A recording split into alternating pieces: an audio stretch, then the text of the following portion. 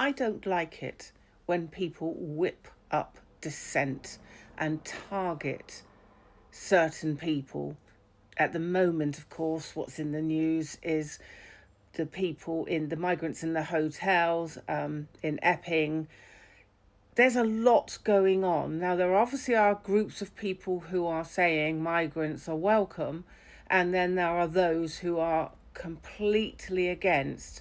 Now, there are various reasons for people to have their views, but what I don't like is behind the scenes, the people that will actually be promoting this dissent, whipping it up, stirring up trouble. So I was really interested to see an article in the Big Issue which actually does a deep dive into who's behind it. Now, no doubt these protests, they start locally, okay, but like as if a predator sniffing the scent of dissent on the wind, these far right agitators will quickly congregate, and that obviously is where the trouble starts. Now, there's an Epping Says No Facebook page, which is actually administered by 3 members of the Homeland Group, which is a sort of neo-Nazi split-off group to Patriotic Alternative, which, according to Hope Not Hate, is the largest fascist group in this country.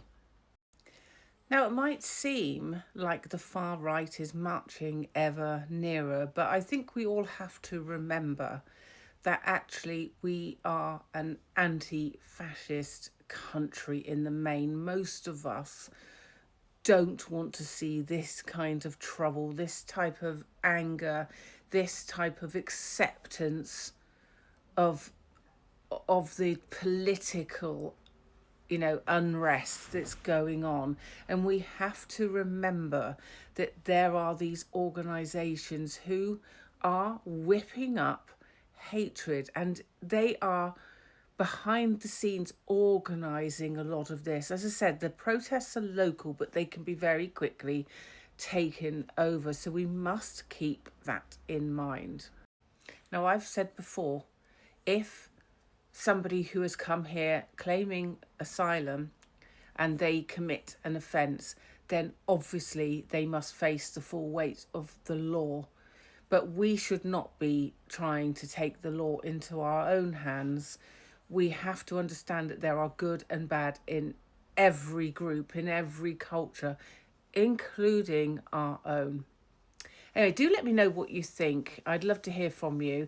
If you want to give me a follow, if you want to hear the latest news and things that's going to affect you or affect this country, I sort of try to report daily on this.